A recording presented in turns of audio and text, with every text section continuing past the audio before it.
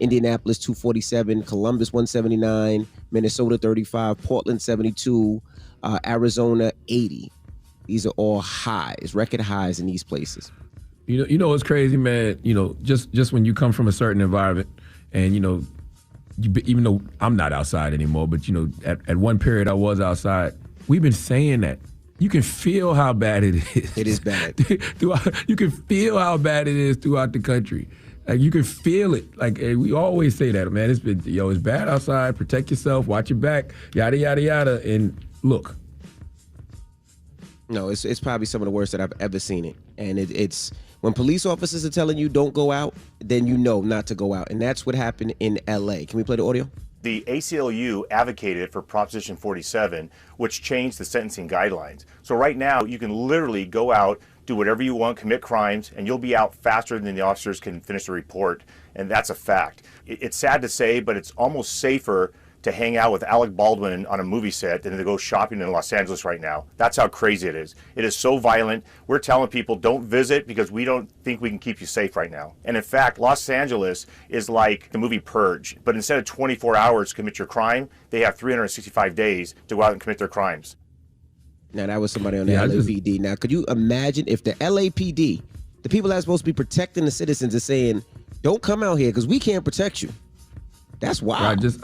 I was just in LA on Wednesday, and you know what's crazy? Security guards and other folks I know, they were telling us the same thing. They didn't say don't come to LA. They just said that when you come out here, make sure that you are secured, because the area that one person patrolled in particular, really nice area of LA. They was like, every day it's some type of home invasion or a break-in, that somebody's getting hit up, like every day. Right, and they were saying private security in LA are on the rise like crazy. They said usually where people wouldn't have security, now they're having 2 and 3 guards when they go out, and also just securing their homes. So they're saying be extra careful. If you have ADT, if you have a home system, make sure you put it on. A lot of us have it and then don't put it on or forget to put it on. You have to put on your system, and you got to protect your house, protect your family, protect your valuables at all times. Just be safe. Yep. All right. Well, that is front page news. Get it off your chest. 800-585-1051. If you need to vent, phone lines are wide open again.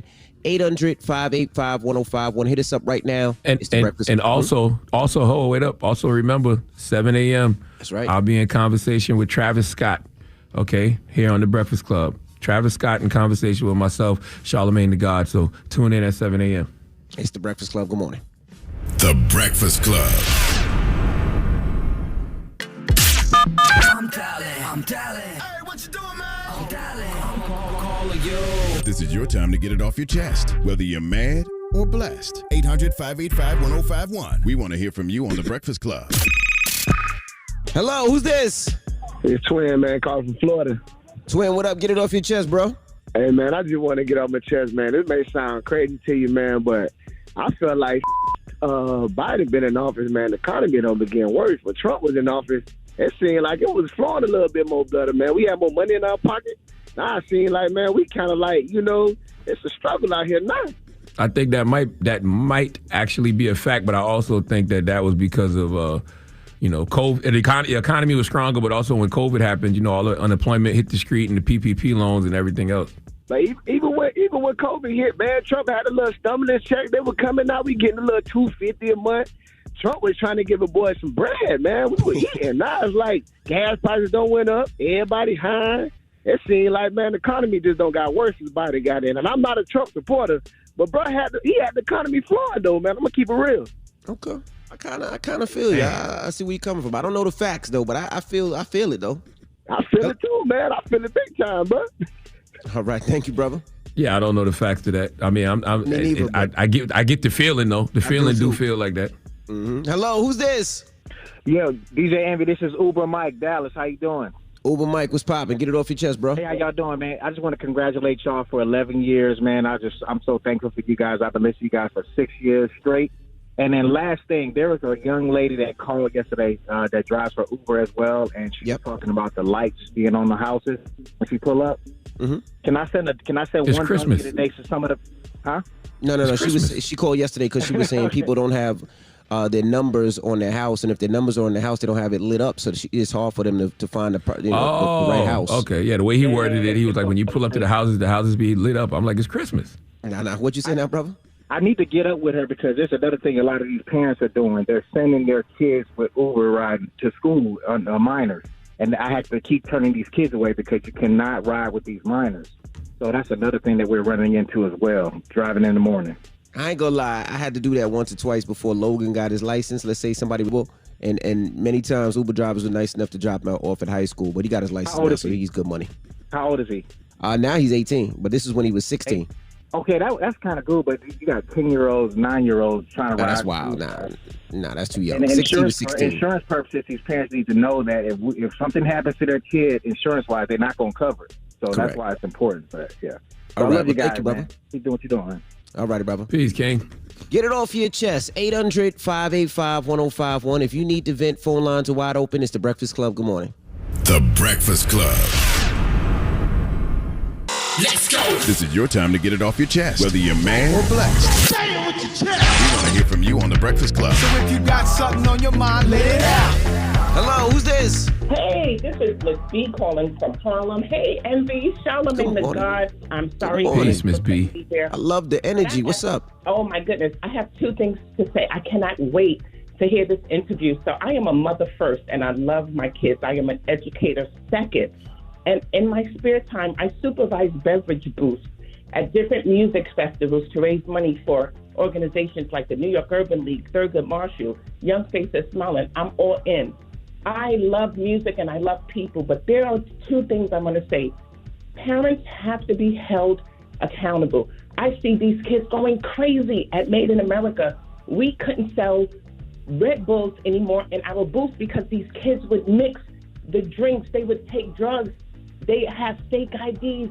And I see some parents and they look at these kids at the music festivals and they let the kids go buck wild. My heart breaks for all the victims of Astroworld. If this had happened at one of my shows, I would have been devastated. I also want to give praise to all of the volunteers, the CSC, the Citadel, all the volunteers that make these shows happen. We don't give volunteers enough credit. I've seen all of these kids bombard the gates and don't give a damn about the safety of others. So parents, we have got to be held accountable. If you're sending your kids to these music festivals, go with them. Have a good time and make sure that they're safe. And kids, trust me, I'm an educator. I tell my kids every day, cut it out. It doesn't make sense to just have likes on your social media just because you're acting wild and crazy. I don't know exactly what happened. You're right. And like I said, my heart breaks for this after all of the victims. But we have got to hold these parents and these kids accountable. Trust me, I cannot wait for this interview. I just want to thank you guys, Charlamagne. 7 a.m. Oh, my God, your healing energy just is infectious. And let me just tell you this last thing. I'm so invested in you guys. When I don't hear you guys come on cue with that, good morning, and yo, I'm like, oh, my God, where are they now this morning? Thank you so much. Why aren't they here? I love you guys. So much. Thank you. We appreciate you so much. Thank you. And like you said, this morning at 7 a.m., Travis Scott will be joining the Breakfast Club. Charlamagne got a chance to sit down with him one-on-one, so we're going to get that on at 7 a.m. So definitely tune in, and thank you for listening, Mama. Yes, that's all we're talking about, the tragedy that happened on November 5th at Astroworld in Houston, Texas, and how Travis wants to help in making sure that never happens again. But she brings up a very good point about human behavior, which is something we discuss. So tune in, 7 a.m. Remember with Rolling Loud, when my kids went to Rolling Loud, I sent them with a chaperone. I sent them, my kids were mad, but I'm like, no, I need to send y'all with something to make sure y'all act right.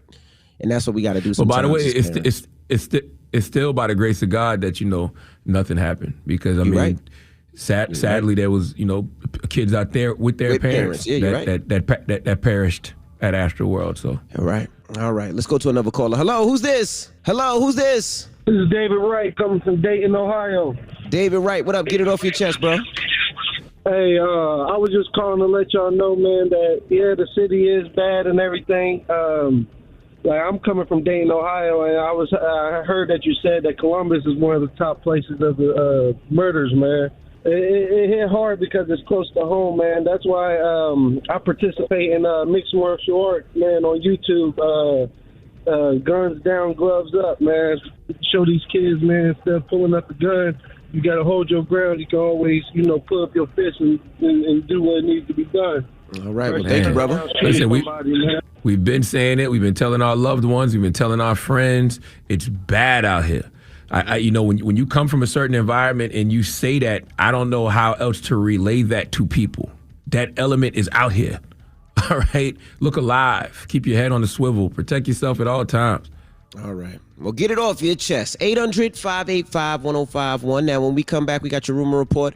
We'll tell you about the most powerful women in the world. So don't move. It's The Breakfast Club. Good morning. The Breakfast Club. Morning, everybody. It's DJ Envy, Angela Yee, Charlamagne the Guy. We are The Breakfast Club. Let's get to the rumors. Let's talk the world's 100 most powerful women. It's time. She's spilling the tea. This is the Rumor Report with Angela Yee on The Breakfast Club. All right. Now, we're talking about the world's most powerful women. Now, Charlamagne the God, who do you think number one is? Number one in the world? Yes. It would have to be between Vice President Kamala Harris, only because of the position, and I don't know who would be number one. You're wrong. It's I would think Vice President Kamala Harris would be one. No, Mackenzie Scott. Mackenzie Scott. She's the ex-wife of Amazon founder Jeff Bezos. She's worth $59.2 billion. She's a philanthropist. That's what she's named as. they base power off money? Not I didn't necessarily, because Kamala Harris is number two. So what makes Mackenzie more powerful than Vice President Kamala Harris? Who's the Vice President of the United States of America? I don't know. But I don't know what the criteria is. I'm not even joking. Because if it was about money, I wouldn't have thought Mackenzie. I wouldn't have thought power and money, even though it does equate, but I just wouldn't have thought Mackenzie Scott would be number one. Well, she's number one. Oprah Winfrey is number 23 on the list. All right. Now, Rihanna, what do you think Rihanna falls on this list? If Oprah is number 23, Rihanna got to be. I don't know. I would think she would be under that. Rihanna's got number power 68. too. Yes, Rihanna's number 68. Beyonce's number 76. Ava DuVernay is number 80. Taylor Swift is number 78. Serena Williams is number 85. And who else do we have on this list? And that's all I see. You're also asking me these questions with no context. You're not giving me no context of what the criteria is that equates to this power. When you just asked the initial question, I'm just thinking, the Vice President of the United States of America is a woman, so I would think she would be number one, but I guess not in this world we live in. Well, this is according to Forbes, the most powerful women. So this is not my segment. I don't do rumors. I'm just telling you the stuff what they tell me, all right? You want me to be honest or not? I will say, though, I can honestly say that every other woman you named on that list, I know what those women are doing with their power. Correct. I don't see Vice President Kamala Harris doing anything with hers. Ooh, I like that. Ooh, salty. What is that a ooh? That's not a ooh. That's not salty. That's a little That's side an observation. Ooh.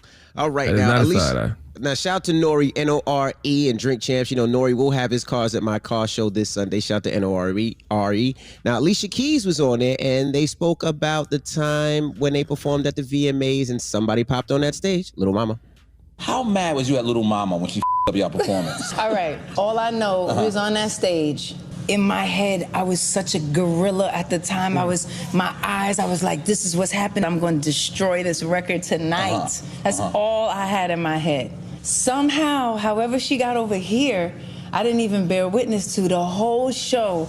I was so focused on making it amazing. I went backstage and Jay was like, so you ain't see that? And I was like, what? And he was like, no, you ain't just see what just happened? And I was like, yeah, we killed it. That's what just happened. Yeah, so she was so in her zone, she didn't even see Lil Mama, huh? Jesus Christ. I get it because it's history and it's Alicia's story to tell. But that has to be hard for Lil Mama to keep hearing about. Like folks love to reduce us to our so-called worst moments, or our mistakes. So that's got to be hard for her to hear about. It was kind of funny, though. And also, Alicia Keys, she had a sit-down with Speedy, and she talks about Swizz wasn't really her type at first. The whole I can write music in 10 minutes, like the show wall all of that, I was just like, ugh, no, it's not even it. That's not even my vibe. But what I realized was I actually didn't know him. And I think a lot of times we're judging people by who we think they are. Like, you know people from what they share or from what gets covered by what they share. I mean, that's absolutely positively true, right? When dealing with people, sometimes you only see what people think they are, but you don't really get to know somebody until you get an opportunity to spend some time with them, right? Especially in this era. This era is all about perception and not what actually is, which is so strange to me. Mm-hmm. Now, Nick Cannon, he was very thankful for all the love. If you haven't heard, his son Zen passed away on Sunday. He announced it on his show Tuesday, and yesterday he was talking about all the love he received. I'm grieving. I feel guilty for so many levels. I never wanted to exploit this. I kept it private for so long since I found out about Zen's diagnosis, and, you know, in respect to his mother, Alyssa, and to everyone in our family. And so for yesterday, the onslaught of really love, you know, and care, and you got, but it's brand new to me, so I'm dealing with it. So thank you. That's all I can say. But it's new. I'm not used to all of this hugging and you okay? I'm fine. But of course, everyone knows that I'm not fine. But you guys are making me feel better. Yeah, I seen Nick yesterday. I gave him a big hug. Told him I love him yesterday, and you know, couldn't imagine. So I just want to say salute and shout to Nick Cannon, man. Yeah, same. Sending healing energy, you know, to my good brother, Nick Cannon. And you know, listen, man. Sometimes staying busy is a trauma response. Mm-hmm. But, you know, everybody, you know, unpacks their traumas in different ways and deals with their trauma in different ways and heals in different ways. So, you know, I'm just sending my brother healing energy. That's all. Absolutely. All right. And definitely check out Nick Cannon's show. And also, too, man. Also, too, I don't want to, he wouldn't have been exploiting that. No, you know what I'm saying? If he came in his TV show and spoke about it, that's his story to tell. And I mean, absolutely. Sometimes when we in front of these microphones and we have these platforms, you know, that is our way to get things out, because it's hard to do this job, and you know, you got your own issues.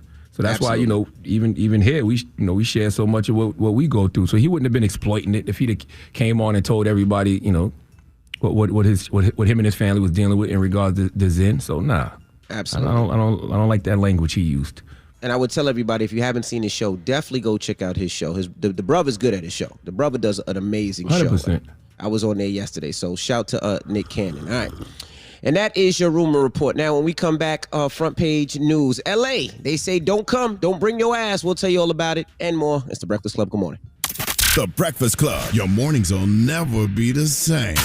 Novartis created the More Than Just Words initiative to raise awareness about racial disparities in breast cancer care. To learn more about what More Than Just Words hopes to accomplish and hear a talk with Grammy-nominated R&B artist Jasmine Sullivan, visit morethanjustwords.us. Morning, everybody. It's DJ Envy, Angela Yee, Charlamagne the God. We are The Breakfast Club. Let's get in some front page news. Now in Thursday Night Football, the Steelers take on the Vikings today at 8:20 p.m. All right, so definitely check that out if you're an NFL fan. Now also, LA, they're saying don't come, we can't protect you. That's what LAPD is saying. Let's play the audio. The ACLU advocated for Proposition 47, which changed the sentencing guidelines. So right now, you can literally go out, do whatever you want, commit crimes, and you'll be out faster than the officers can finish the report. And that's a fact. It's sad to say, but it's almost safer to hang out with Alec Baldwin on a movie set than to go shopping in Los Angeles right now. That's how crazy it is. It is so violent. We're telling people don't visit because we don't think we can keep you safe right now. And in fact, Los Angeles is like the movie Purge, but instead of 24 hours to commit your crime, they have 365 days to go out and commit their crimes. That's scary. Everybody wants to be a comedian. And I mean, listen, the Alec Baldwin situation was an accident. Like, what's going on in L.A. is intentional. Like, these people are intentionally committing these crimes against individuals. Unless that LAPD police officer knows something about the Alec Baldwin situation that we don't. But either way, we've been telling y'all it's crazy outside. And it's not just L.A., by the way. It's everywhere. It is everywhere. Now, also, the Kim Potter trial is starting today. Do you remember Kim Potter? Mm-hmm. All right, that's the officer. Officer, I hate to say it because it sounds like everything else. The officer who shot a black person, right? Yeah, shot a black person. Remember, allegedly she thought she was reaching for the taser and then reached for her regular gun and actually shot him. So that trial is today. Now, that is the same place where the Derek Chauvin, what's his name? Chauvin? I can't remember his name. Nor do I care to. That's where his trial happened. It started yesterday, actually, and we have some audio just to fill you guys in.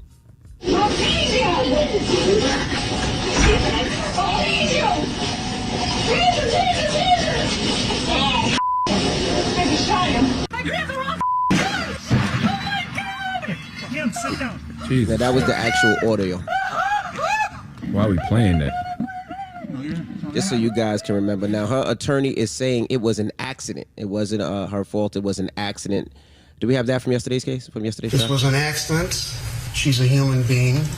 If she does nothing, Mr. Wright drives away and either substantially harms Sergeant Johnson, or likely he kills him. Well, even admitting anyway, you still there's consequences to malpractice, right? Yeah, absolutely. So certain people aren't allowed to make those kind of mistakes. No, not at all. Whatever. So even if the lawyer is saying it's an accident, which I doubt it was, it's still got to be consequences and repercussions to that malpractice. I would think.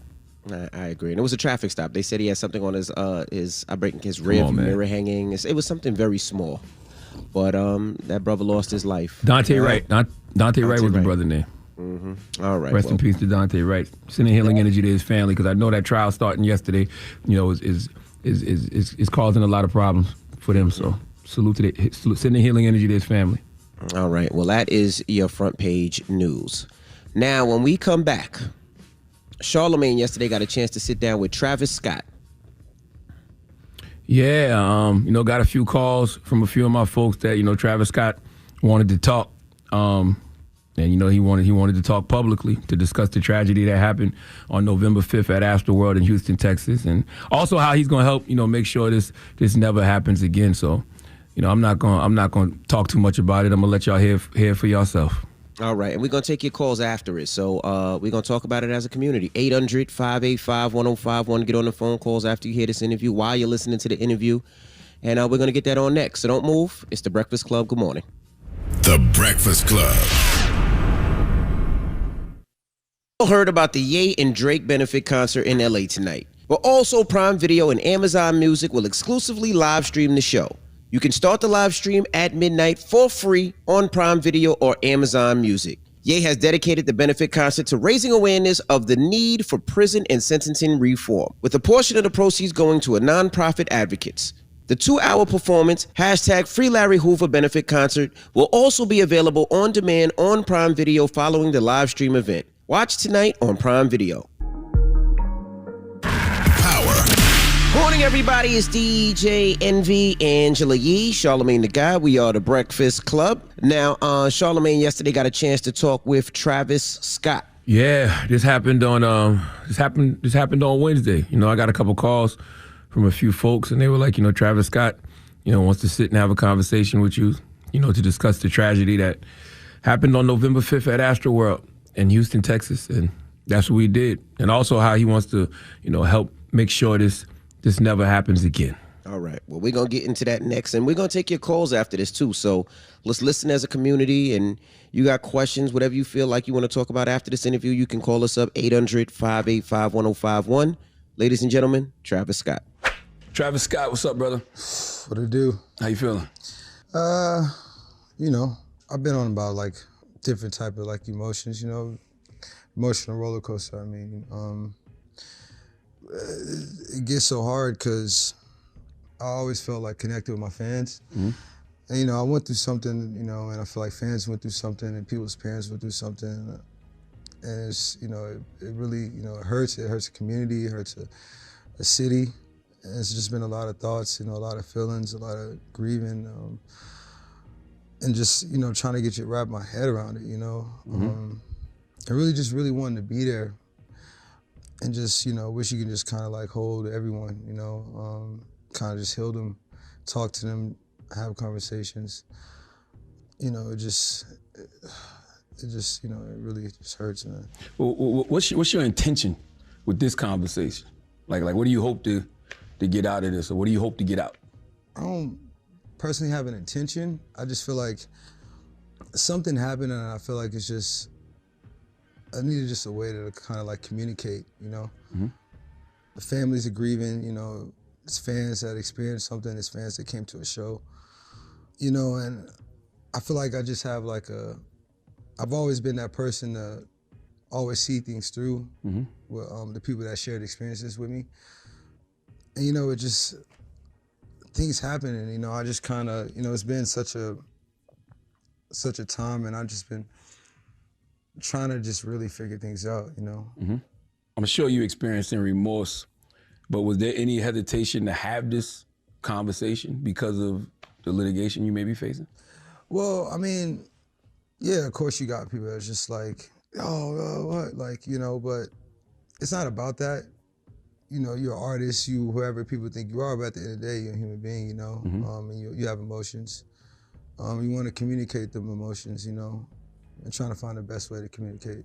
How have you been coping with the aftermath of everything? Just emotionally, just you as a human. I've been just in a room for a while, you know, a lot of thoughts, and luckily, you know, you have people around that you can kind of bounce ideas, but it just been, you know, I've been doing this for such a long time, and, you know, nothing like this ever happened, you know, so it just kind of like, you just kind of figuring out, and at the end of the day, like, these fans are your family, so you just feel like you lost something, and you just, you do these shows, honestly, to, you know, for people to have the best experience, you know, and just to think that something like this happened, you're just trying to figure out, you know, just wrap everything around. And so even just for the first couple weeks, you know, it was just me sitting down, but I had to really channel these emotions to just remember, like, you know, if no one's gonna be a voice for these people, I gotta like kind of step up and kind of like be a voice to just figure out that, you know, this doesn't happen in the future, just shows, period.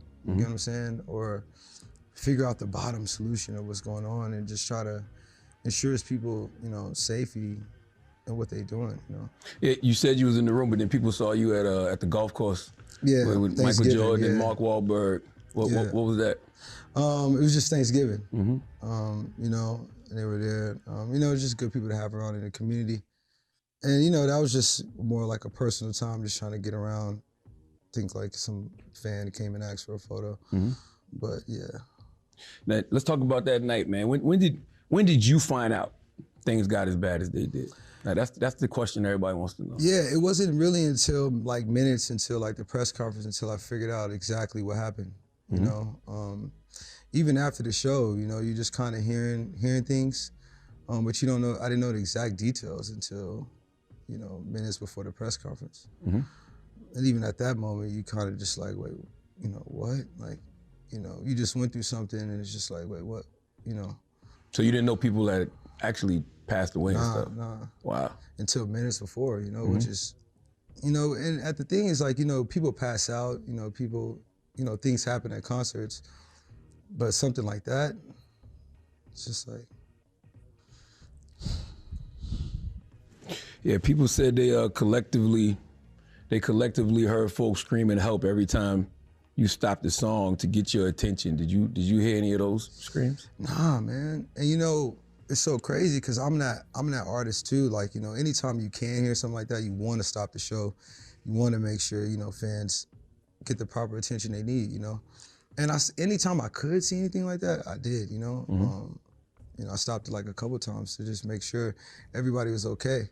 And I just really just go off the, you know, the fans' energy as a collective, you know, call and response. And I just didn't hear that. You know, I got music, I got my in-ears, but I just didn't hear that, you know?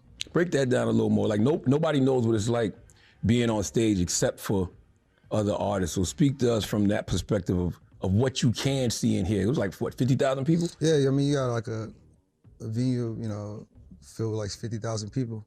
But it's like a sea. You got lights, you got sound, you got pyro, you got your in-ears, you got your sound, got your mic, you know, got the music, you got band, there's all type of, you know, stuff going on. So it's hard to tell excitement from danger, so to speak? Yeah, of course. Everything kind of just sounds the same. And at the end of the day, you just hear music, you know? And when you do, you just hear amongst of things, you know? But when you're in a show, you just enter the show, and anytime you can feel anything close to you, you know, you try to like definitely get to that. So as an artist, how much can you actually, I guess, help in that position? You can only help what you can see, you know what I mean? Mm-hmm. And then, you know, whatever you're told, you know what I'm saying? Whenever somebody tell you to stop, you just stop. But just wasn't it. It wasn't that night, huh? You know, raging has been a part of the culture, you know, of your shows. You know, you didn't on this night, but in the past, you've encouraged, I guess, the kind of energy that could have led to something like this happening. Mm-hmm. Do you think that contributed to the energy of this night? Yeah, I think, you know, it's something I've been working on, you know, for a while, of just creating these experiences and trying to show like the experiences happening in a safe environment. Mm-hmm. You know, us as artists, we trust, you know, professionals to make sure that, you know, things happen and people leave, you know, safely, you know what I'm saying? And this night was just like a regular show, Mm-hmm. you know, it felt like to me. As far as like, you know, the energy, it didn't feel like it was like, you know, people didn't show up there to just be harmful. Mm-hmm. People just, I think, showed up to have a good time, and then, you know, something unfortunate happened. And I think we really just got to figure out, you know, what that was, you know? Does raging make it harder to identify when something is going wrong in the crowd? Well, I think raging is just you know, they have a textbook, you know, definition, but, you know, in concerts, we've grown it to be just an experience of having fun. It's not about just, harm. Mm-hmm. It's not about that. It's about just letting go and having fun, you know, help others, you know, love each other. It's not about just, you know, harm. Mm-hmm. That's not what it's all about. The show isn't just rambunctious for an hour. Mm-hmm. You know, that's not what it is. You know? Oh, trust me, I grew up on crunk.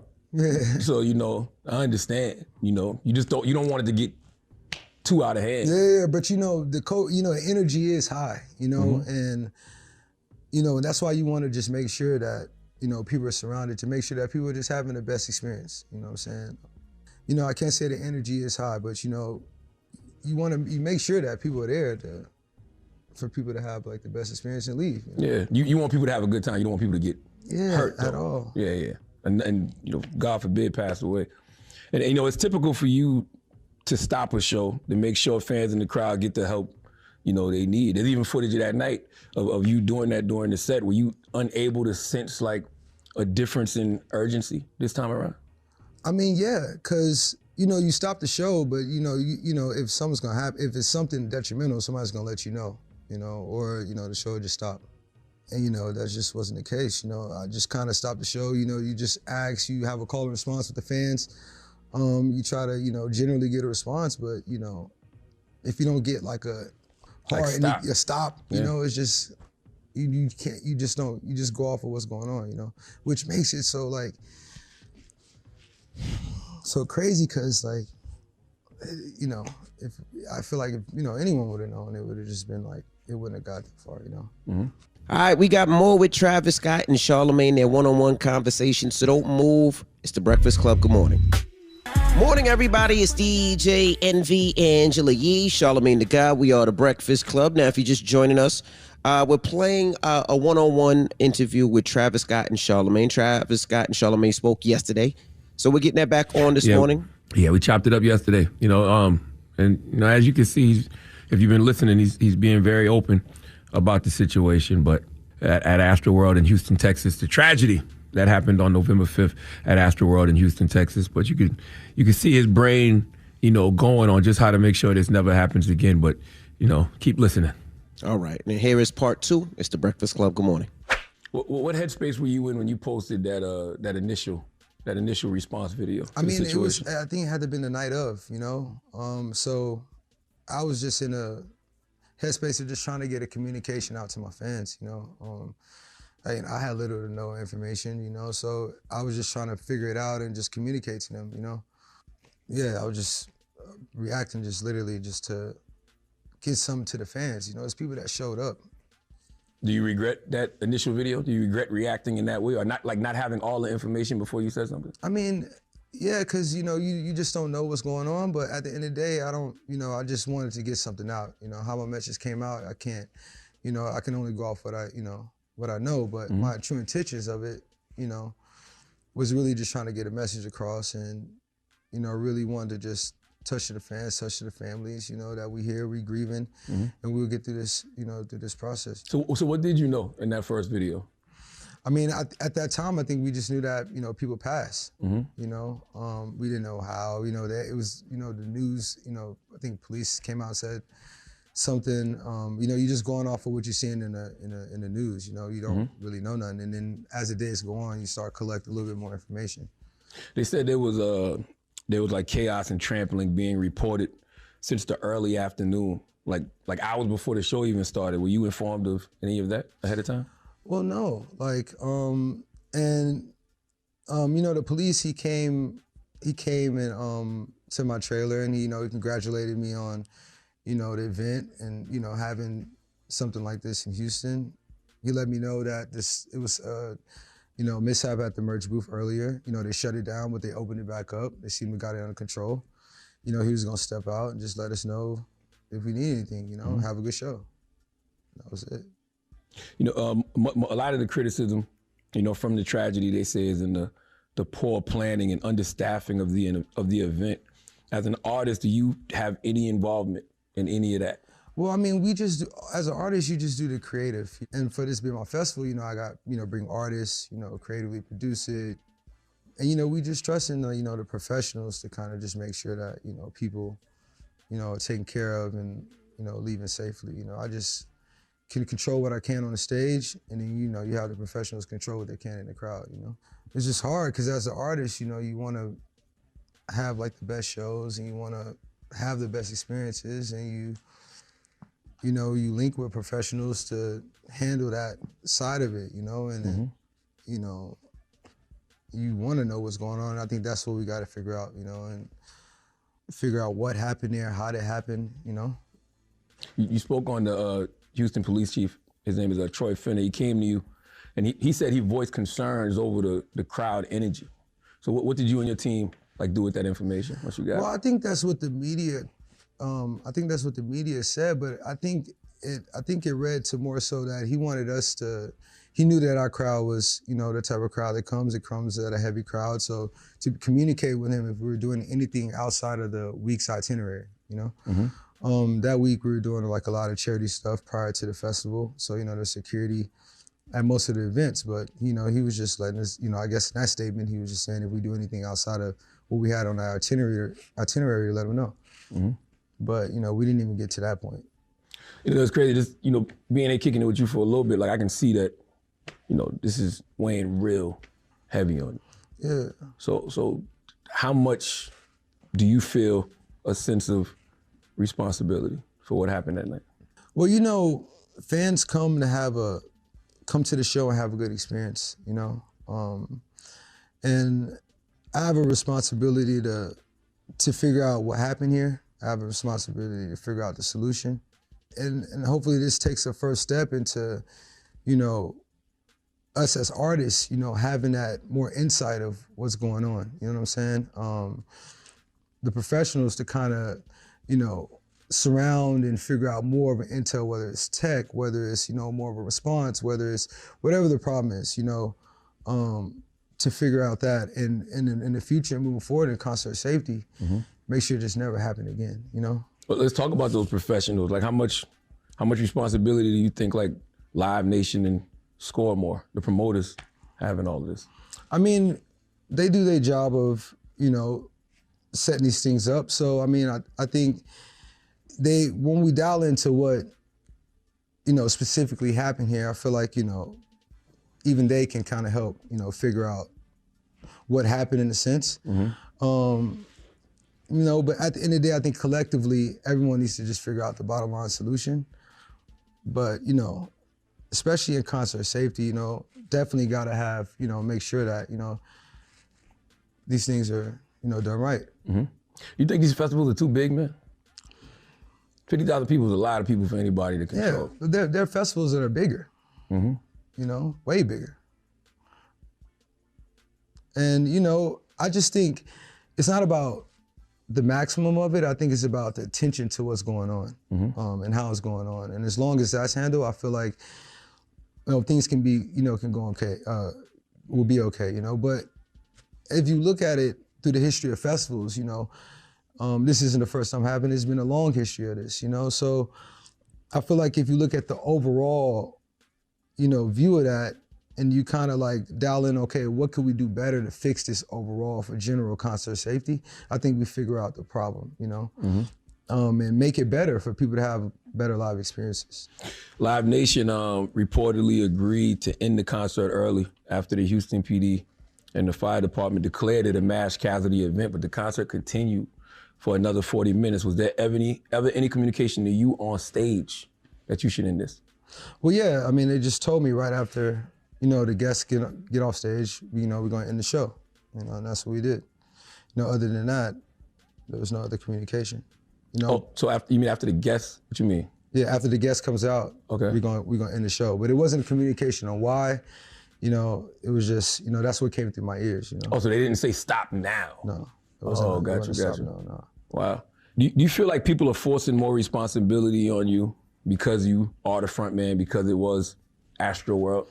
Well, yeah. I mean, I'm the face of the festival. I'm an artist. So yeah, the media is, they want to, put it on me. But at the end of the day, it's like, I don't think it's more so about that. I think it's more so about stepping up to figure out what the problem is. And I could take that. I could take, stepping up to figure out what the problem is. I could take stepping into figuring out the solution that never happened again. Because that's what I generally want to do in general, even just for my community, The whole idea for why I brought this festival to the city was to, show that Houston is something different, and show that there's all different types of lives, there's all different type of energy, and just bring that morale to the city, and just bring that energy to the city. So I definitely want to, step in to figure out, how could we fix this in the future? What can we do to, change these things, Do you feel like you did everything you possibly could to help in that situation? Yes. Yes, anything I physically can, for sure, yes. And it just, if knowing, what's going on, you would just wish, how, if you, could have done something better, but standing there, 1,000%. All right, we got more with Travis Scott and Charlamagne, their one-on-one conversation, so don't move. It's The Breakfast Club. Good morning. Morning, everybody. It's DJ Envy, Angela Yee, Charlamagne the Guy. We are The Breakfast Club. Now, yesterday, Charlamagne did a one-on-one interview with Travis Scott. If you just joined us, we'll play the first two parts. What's your YouTube page, Charlamagne? Yeah, it'll be up on my YouTube page shortly. My YouTube page is C to God, CTHAGOD. So, if you're already subscribed to my YouTube page, thank you. I don't post content often, but when I do, it's things like this. So subscribe, and it should be up on my YouTube page shortly. All right, well, let's get to part 3. It's The Breakfast Club. Good morning. We know that the families of the people who passed are definitely watching this right now. And there's nothing you could say to heal the trauma these families who lost loved ones are going through. But being that they're watching, what would you say to them directly? I'll say to them that I'm always here, and that I'm in this with you guys, and I love you, and I'll always be there to help you guys heal through this. And I understand that they're going through, they're grieving right now, and they're finding understanding right now, and it's not just like a right now thing, it's a forever thing. And these people that came to the show, they are my family. And I've always had that connection to the people I feel like that listen to the music or came to my shows. And that's why I really, it's really hard on me even just, to even like, man, even, because they end up, they lost their loved ones, So it's tough.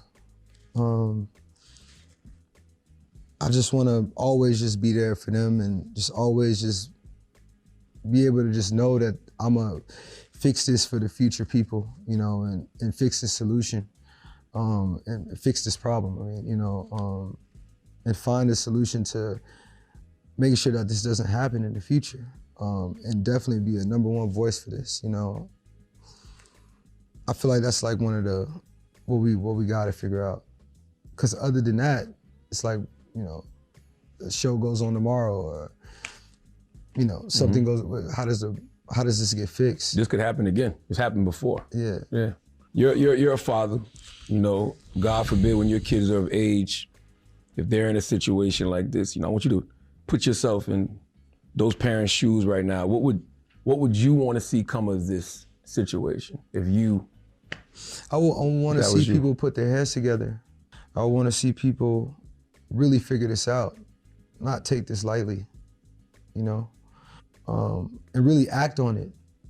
And that's, you know, that's one of the main things that's important. I feel like they gotta just act on it. It can't just be like something that happens and it just roll over. It gotta be something that's taken serious and addressed seriously.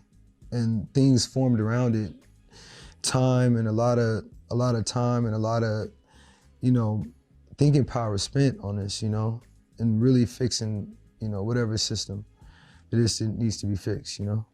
From the lawsuits to the media coverage, do you feel like you're personally under attack? I mean, yeah. You see a name in it, and it's like, but you know, at the end of the day, you step in these, you know, you step and you want to do a festival, and you know, when you want to do things and you want to build up, you know, it comes with certain things, right? So I think it's all about how you respond to it, and I think it's all about how you react, right? So I could feel that way, but I think more so about, it's more about how I feel about the response that I care about more so, which is, you know, actually, you know, trying to step in and, you know, really step up to really fixing what's happening and really step up for the safety of concert goers or people in just live spaces, period. I wonder, is there a way to even prepare for this? Because nobody, like you said, when you're doing the planning for a show like this, nobody is planning for this to happen. So how do you even prepare for something like this to happen? I don't know, and I feel like when it comes out a little bit more how this could have happened, I feel like that's how we can kind of attack that. But even I was thinking in ways like tech solutions. You know, people come into these festivals with these bands that only scan you in, right? You have all type of tech now that can track your heart, can track your, you know, oxygen levels, can track if you're gonna be sick. You can put things now if you're gonna be, you know, get lost. It's all type of ways now. I feel like that can be the band that only gets you access to entry or to a food line or to food trucks can now be solvable to helping save lives, you know, can now be more of a response to people that are now on site and on ground. I feel like that could be a way, or, you know, even just figuring out what the exact solution, what the exact problem of it was, and dialing more into that. I think you can I feel like there is a way. I just think it needs to be time spent on figuring that out. Have you been able to have any personal conversations with any of the families who lost loved ones? I was able to, but you know, I just want to respect that, you know, the privacy of the conversation, and I'm thankful for them for even allowing me to have the conversation. So, yeah. How did you feel when some of the families rejected your offer to pay for the funerals? All things are understandable, and you know, at a time they're grieving and they're trying to find understanding, and you know, they want answers, and it's not about that, you know. I'm always gonna be here, you know, to want to help them, you know what I'm saying, and it's not gonna, you know, I gotta continue to just show up for that, you know. I just wanted to make sure that they knew that I was there for them, you know what I mean, and continue to be there for them. I think that's just more so what it's about for that. Yeah. Some people say your music played a role in this. Like I've seen them, you know, cite lyrics, you know, that encourage this kind of behavior. I've seen them say your music is demonic and this was a satanic ritual. Do you think your music is to blame?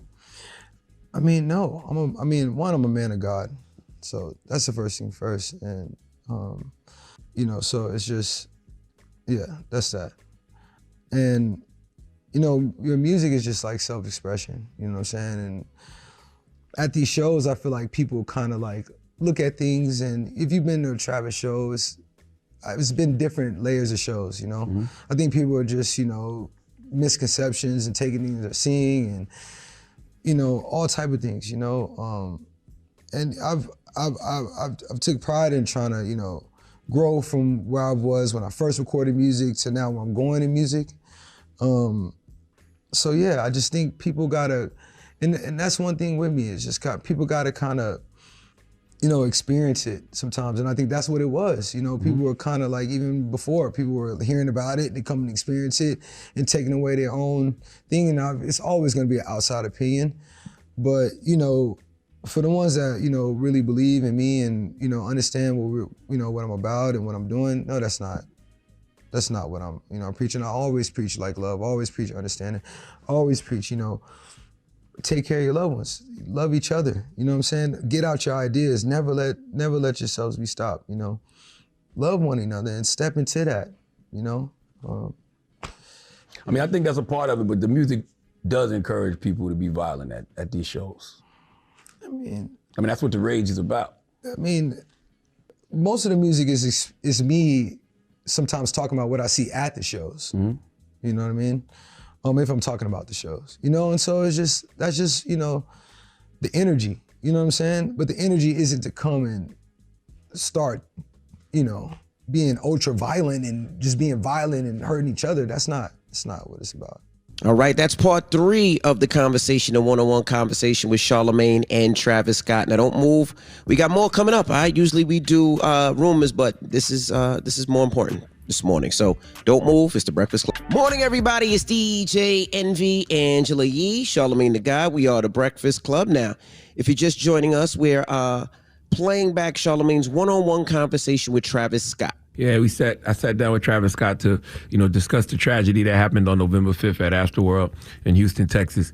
You know, clearly not an easy conversation. And, you know, he wants to discuss how he can help make sure this never happens again, which he doesn't even know what that looks like yet. But here's the conversation. Right. And we'll take some calls after this. 800-585-1051. It's the Breakfast Club. Here's part 4.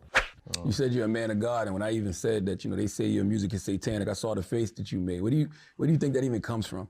Travis Scott is satanic, Travis Scott is demonic. I just think it's just things people collect, you know? People look at the internet and they just collect and they look at things and they look at visuals, and, you know, we have all these theorists and people just thinking they're looking at visuals and don't understand, you know, just the idea of like what art may be or what you're trying to do. You know, they're just making up your own message, especially when you're not out there like yelling the message all the time. You know, it's just, yeah. And when they say this is a community event, Astroworld. Yeah, so they say a community event is a satanic ritual. How does that? Yeah, that's make you like feel? It's crazy because, you know, it's like I do this for people to have a good time. You know, we have rides, we have games. You know, it's things for people to get off creative experiences. It's not, you know, the show is at the end of the day. You know, it's like you know, and that show is just something based on what's, you know, just things. You know, it's not like. What? Like, why would we wake up one day and just trying to, that's just evil is not what we're a part of. We're not trying to be a part of that. We're trying to be a part of joy. We're trying to be a part of light. We're trying to be a part of full-blown happiness, love, you know, understanding, people taking care of each other, you know, community, people to leave from these experiences and want to go out and do good. That's literally what we want. You know, we want to show them these things, you know.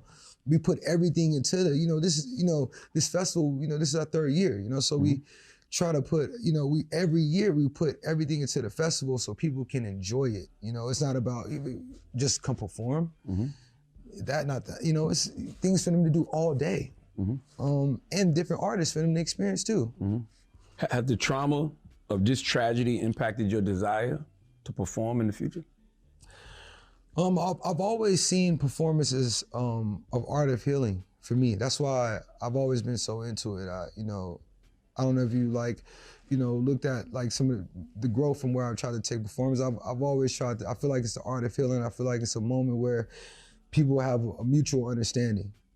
You know, and I feel like the first things first, before anything, is that we address, you know, a lot of safety concerns. I think the first things first is that, because not even just for me, you don't want other, you know, artists to have to go and take a part of that trauma, take a part of that experience, take a part of that, you know, that fear. You don't want concert goers to still be a part of that fear. You want them to feel safe. You know what I'm saying? So I think that's just the first things first. And I think once we take major steps into moving in that direction, you know, I feel like, you know, it could be cool for people to practice that healing again, you know, and understand that. I don't think people should run away from it and shy away from it. I think, you know, it's a form of healing, you know?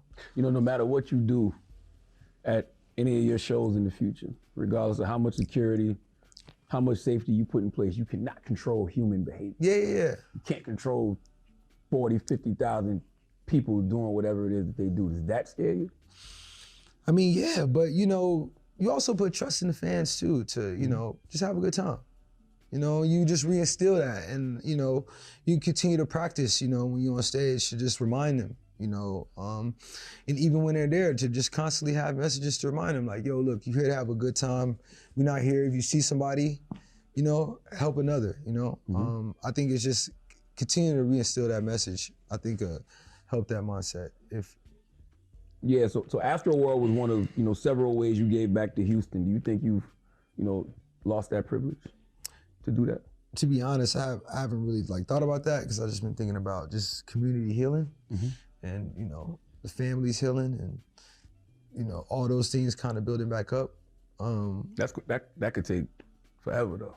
That, you know, I don't know if you ever truly heal from these type of situations. Yeah. And, you know, but, you know, through these things, you know, like I say, music is part of healing. And at the end of the day, I just don't think, you know, a Travis Scott show or, you know, an Astroworld show, you know, wasn't the bottom line factor of what happened here, you know? And I think we just got to figure out what that was, what happened. But, you know, having a Travis Scott show, you know, we've done shows, you know, all over. That wasn't the, you know, what happened here, you know, something that happened here, you know? And that's why we want to fix it, because it can happen anywhere. You know what I'm saying?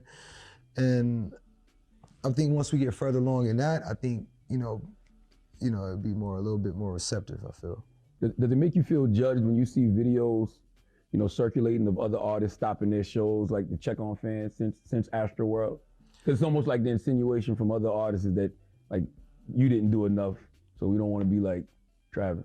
I take it as, you know, they're just taking extra precautions, you know, because it might not have been something that, you know, was running through their mind at time before, and they're just taking extra precautions to, you know, make sure they don't run through the same problems. And I can commend them for that. You know, I've always done the same thing, you know, in my prior shows and at this show, so I feel them, you know. I just think it's been a little bit more, people are more capturing it now, like, because of what's going on. I think that's just how the media works. If the families of the victims never forgive you, will you ever be able to forgive yourself? Can you live with that? Nah, it's tough. You know, it's real tough. Because I want them to really know that my intentions wasn't to harm their family at all. It's for them to come to have a good experience. I've always feel like I have a connection with my fans, you know, through the music. I feel like when they come to see me, it's not just like, oh, they coming, it's like a connection. And, you know, sometimes not knowing, you know, people not understanding like artists and where we come from, it could be a disconnect. And, you know, I would love to, you know, instill that understanding and, you know, for them to truly know where my heart's from. You know, it didn't come for me to harm, and it wasn't about a show to keep, you know, at all. You know, it's about for them to have, you know, a very good time, and it's just tragic that it didn't turn out that way, you know. So I guess my final question, man, who does Travis Scott ultimately, I guess, think is responsible for this tragedy? You know, something tragic happened here. Well, what I've just been trying to, you know, get to the bottom of is just what happened here, how it happened here. And you know, I think the families are owed, you know, that. I feel like, you know, the community is owed that. I feel like we're owed that to just know what happened here. I don't want to just speak too soon. I just want to figure out, what happened, Mm-hmm. You know they're going to pick this interview apart. So is there anything you want to say to your fans, to the family of people who lost loved ones, before we get out of here? I mean, I want everyone to just continue praying for the fans. I want people to continue praying for the fans that was lost. Mm-hmm. I want people to continue praying for the families. I want people to continue just reaching out for healing. I think the more we try to, continue to let people grieve and continue to be there for people and, check in on people and, check in on your loved ones and just, I think that's just like one of the most important things. And, staying strong through this while we, figure out what's going on, and bring understanding to these families and to the community. That's what we're gonna do. We're gonna send healing energy to everybody involved, the families, those who were lost, yourself, because nobody wants tragedies like this to happen. Yeah, not at all. So preventing them moving forward is the only thing we can do. Yeah. Appreciate you, Thank brother. you, man. Yes, sir. Yes, sir, man. Absolutely. Sure. The Breakfast Club. Your mornings will never be the same. What up, y'all? It's DJ Envy. For nearly 60 years of quality coverage, make the right call and go with the General. Call 800-GENERAL or go to thegeneral.com to get a hassle-free quote today. The General Auto Insurance Services, Inc., an insurance agency, Nashville, Tennessee. Some restrictions apply. Morning, everybody. It's DJ Envy, Angela Yee, Charlamagne the Guy. We are the Breakfast Club. Good morning. Now, this is usually where we do Donkey of the Day, but we're pushing that back today because yesterday Charlamagne got an opportunity to kick it with Travis Scott.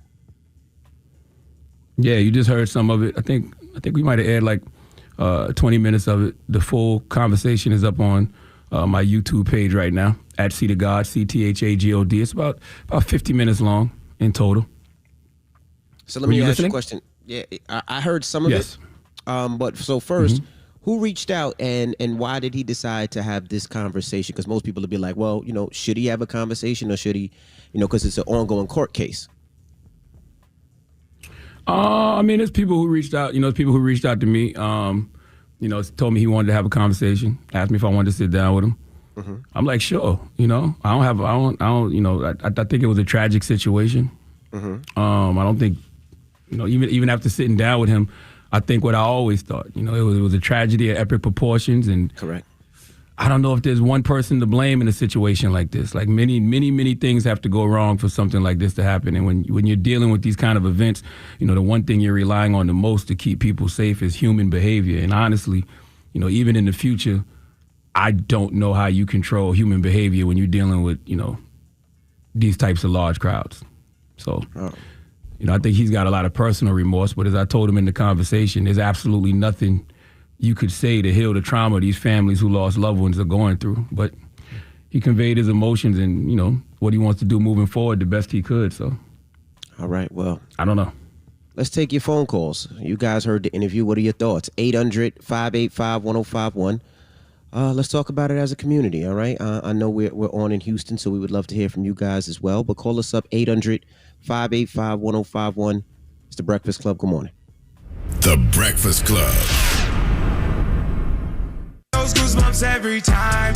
Morning, everybody. It's DJ Envy, Angela Yee, Charlamagne the Guy. We are The Breakfast Club. Now, if you just joined us, we played the one-on-one conversation with Travis Scott and Charlamagne, and he talked about a lot. He talked about Astro Festival and what went down and his feelings and what he wants to do moving on. But we want to take some calls from you. So 800-585-1051. Hello, who's this? Yo, this Ghost, man. Ghost, what's up, bro? What are your thoughts after hearing that interview? Peace, Ghost. Yeah, man. What up, y'all guys? Yeah, man. Trav, I know Trav. I went by his house after the incident. And as far as the interview is concerned, I understand because as an artist, we know the process.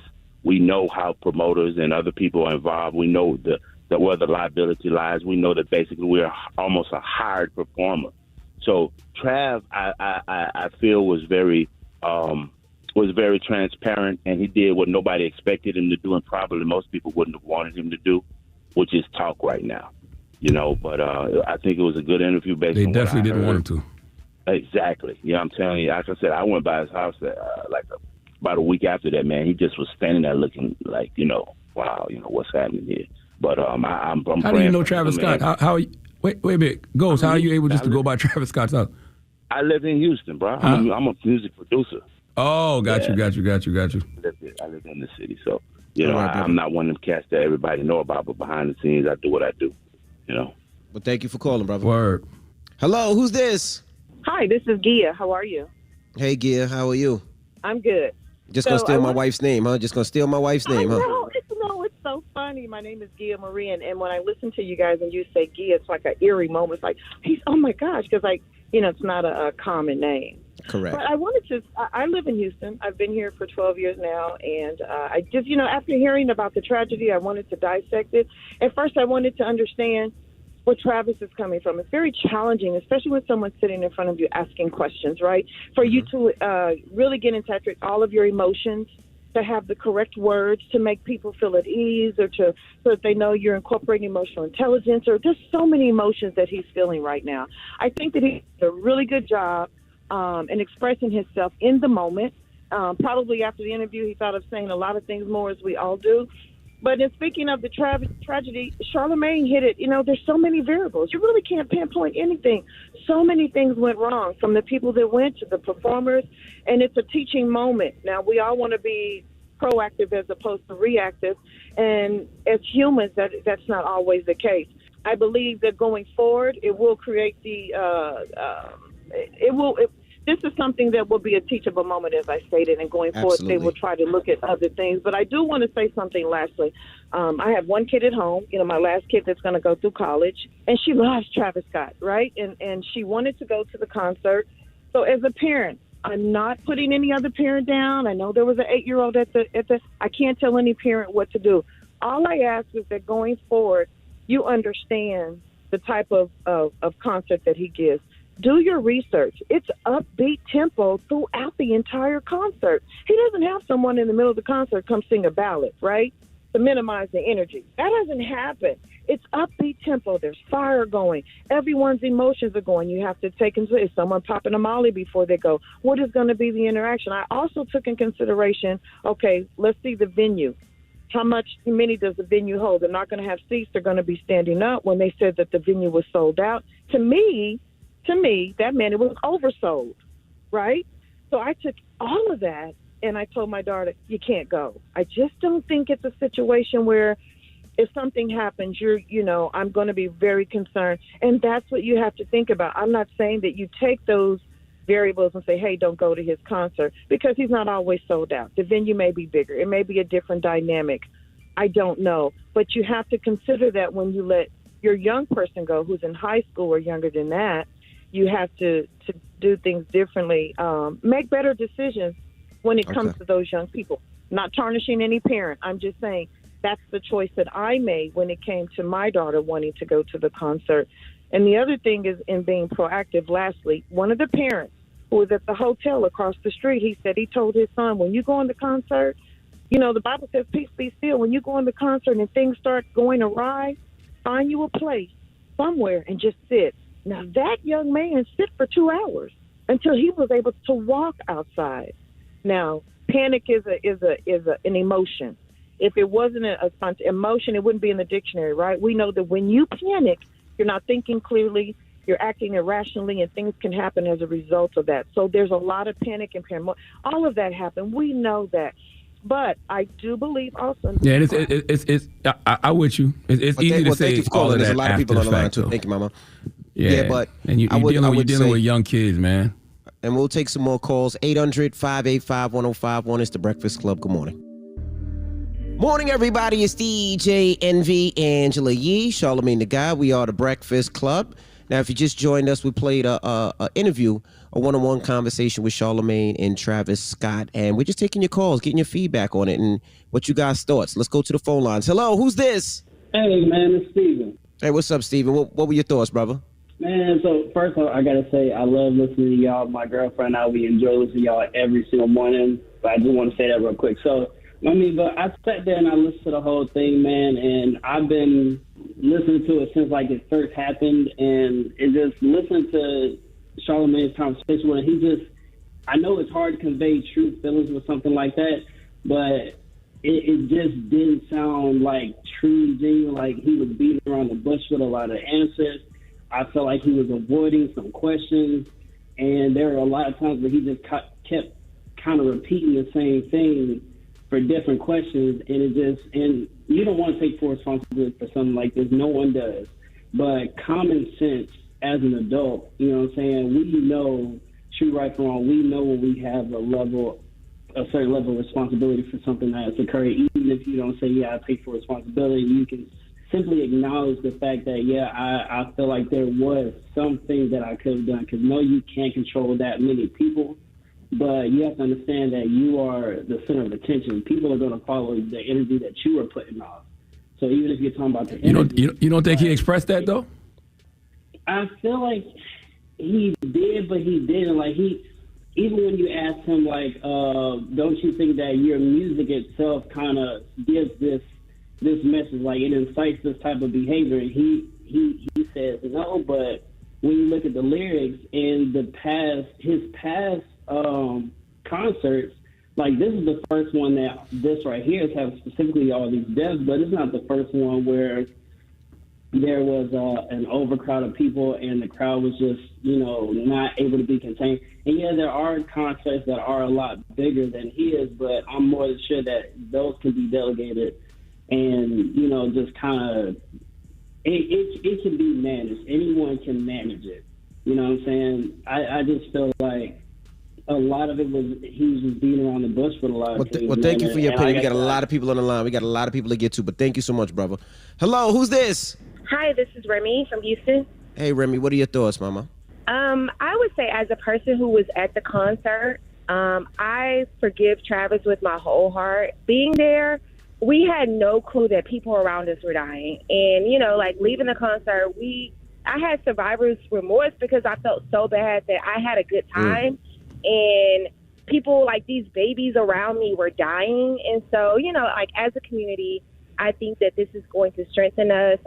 But Travis should not be solely at fault because, it was wild out there. It was crazy.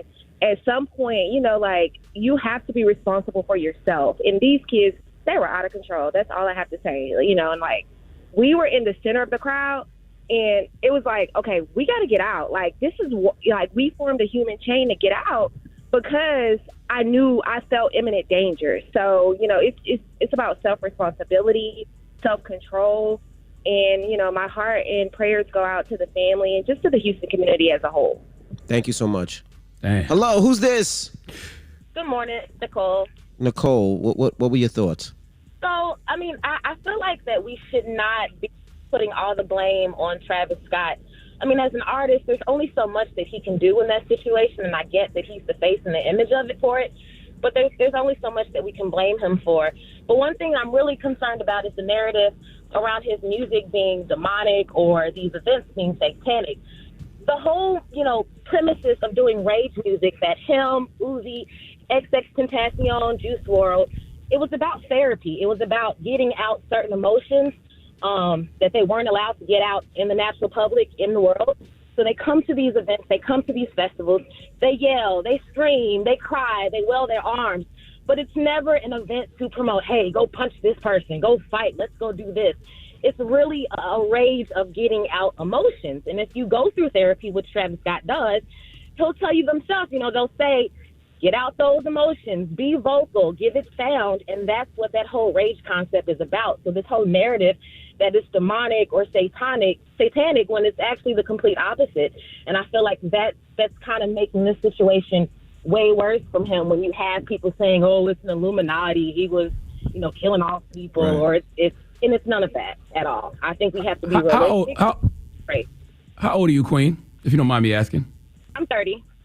Because I grew up, of course there was heavy metal and rock and roll, but I grew up on crunk, with 3 6 Mafia and Little John. I do remember people saying, that about 3 6 Mafia. I think it was more so because of their name, the 3 6s. Yep. But to your point, yeah, that's the kind of music and energy we grew up on. We didn't label it demonic and satanic, though. Maybe the adults around us did. I don't know. That's why I wanted to ask you.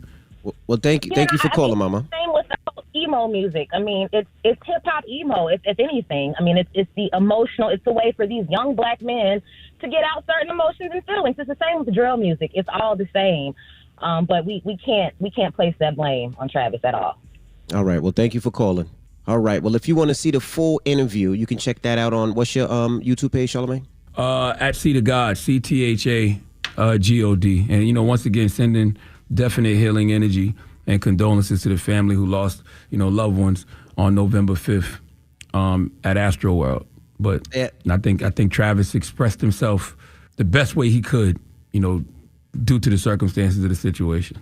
All right. And shout out to everybody. I mean, there was so many people on the line, and we had to cut a lot of people off because so many people wanted to talk. We just appreciate you guys for checking in, especially for people that actually went to the show that have to relive this over and over and over again every time somebody talks about it. So just want to say thankful, and we're grateful that you guys checked in. All right. Now, coming up next, we got your I'm sure report. I'm sure the conversation will keep going. It's already going on social media. So, we're here the rest of the week. That's right. All right, when we come back, we got your rumor report. Kanye and Drake, they have a show tonight. We'll give you some updates on that, so don't move. It's The Breakfast Club. Good morning. The Breakfast Club. 4. I know you've all heard about the Ye and Drake benefit concert in LA tonight, but also Prime Video and Amazon Music will exclusively live stream the show. You can start the live stream at midnight for free on Prime Video or Amazon Music. Ye has dedicated the benefit concert to raising awareness of the need for prison and sentencing reform, with a portion of the proceeds going to a nonprofit advocates. The 2-hour performance, #FreeLarryHoover benefit concert, will also be available on demand on Prime Video following the live stream event. Watch tonight on Prime Video. This is the Rumor Report with Angela Yee on The Breakfast Club. So listen up. Now, Kanye and Drake's Free Larry Hoover concert is tonight at 8 p.m. Pacific, which is 11 p.m. Eastern time. Now, reportedly, they're spending $10 million on their budget. Now, this $10 million is going to handle production costs, stage construction, event staff, security, and more. They said Ye and Drake have been reportedly rehearsing at an off-site location. So they've been practicing. They've been taking it serious. Yeah, I would think a lot of that budget will go to security at a time like this. You know what I mean? Especially since, if I'm not mistaken, Drake's last show was Astroworld, right? Yeah. I mean, just, because a concert of this magnitude with Drake, Kanye, is probably going to be a lot of people in the venue, a lot of people outside the venue. Like, you got to make sure that whole scene is absolutely secure. Right. Absolutely right. Now, Ye is partnered with Amazon Music, and the fans will have the opportunity to stream the concert for free tonight through Prime. It will be shown at select IMAX theaters across the United States as well, which is pretty dope. Now, also, Tory Lanez, he was performing, and somebody started fighting, and he stopped his show and tried to get them to stop fighting, and he did it in an unusual way. Tell my man right there, no fighting. Look, hey, come on. No fighting. I'm already dealing with it. No I ain't dealing with tough. I ain't trying to catch another case in this bitch. Just chill. No fighting. No fighting. I'm dealing with it. No I'm dealing with some rough, some tough. I don't need somebody trying to sue me for some bucks. Yeah, so I guess they did stop fighting. Talented. Very Tory talented. Lanez is a talented young man. Absolutely. And shout out to Tory Lanez. He's going to have some of his cars at my car show over the weekend, by the way, too. And Tyler, the Creator, he launches his own fragrance line. Do you know what it smells like, Charlamagne? What would you guess it smells like? I have no idea.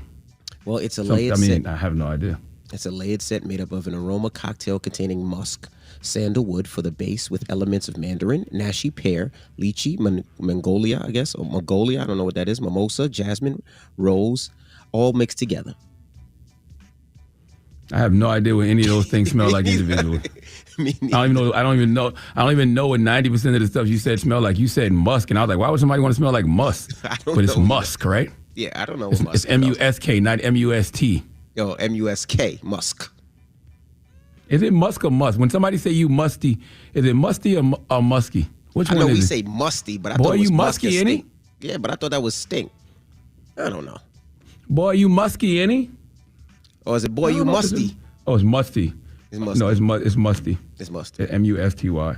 All right. Well, and lastly, Nore, N-O-R-E, of course, he's about to drop this interview with Alicia Keys. He speaks to Alicia Keys about who would be another versus if she wanted to do it. Who would you want to battle? Who y'all think I should be when I'm... Who? Wow. Sade. But Erykah Badu did Jill Scott, which was one of my favorites. Beyonce. You said that, Charlie? Beyonce or Rihanna? Or Rihanna. That's hard. That's a good one. That's hard. That's a good one. All right, I like that. Me, B, or Ree. Y'all vote. Yeah. I love it. So, I mean, I would love to see that again. Would you? Alicia Keys versus Beyonce or Rihanna. I don't know if I want to see that. I don't know if I want to see Alicia Keys versus Beyonce or Rihanna. I'm not sure. I don't think so. I'd rather see Beyonce versus Rihanna. Yeah, or Beyonce versus Mariah. Beyonce versus Mariah.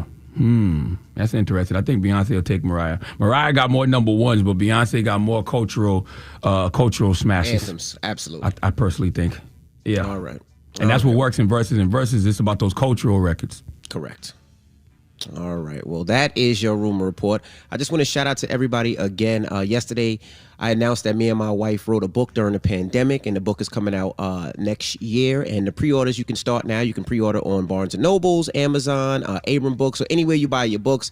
And the feedback has been amazing. I love your support. Thank you so much. Of course, it's a relationship book. Me and my wife been together 27 years. We've been married 20. We've been through everything you could possibly imagine. Trials, tribulations, insecurities, forgiveness, cheating, everything that you could possibly imagine we've been through, and we detail it. We talk about it, how we got through it, how we getting through it now, and all the things that we dealing with, raising kids and all that. So if you haven't got a chance, please pre-order the book, and I can't wait for you guys to read it. Charlamagne actually did a blurb in the book where he talks about Black love and some of the things that he sees with Gia and myself. So I appreciate you for doing that. Did you keep our relationship, the stuff I said about us in the book? What you mean? And how what we do with each other keeps it spicy for both our marriages? I didn't say that. You took all that out? Stop it. All right. Well, up next is the People's Choice Mix. You could get your So request. I'm assuming you took all that out.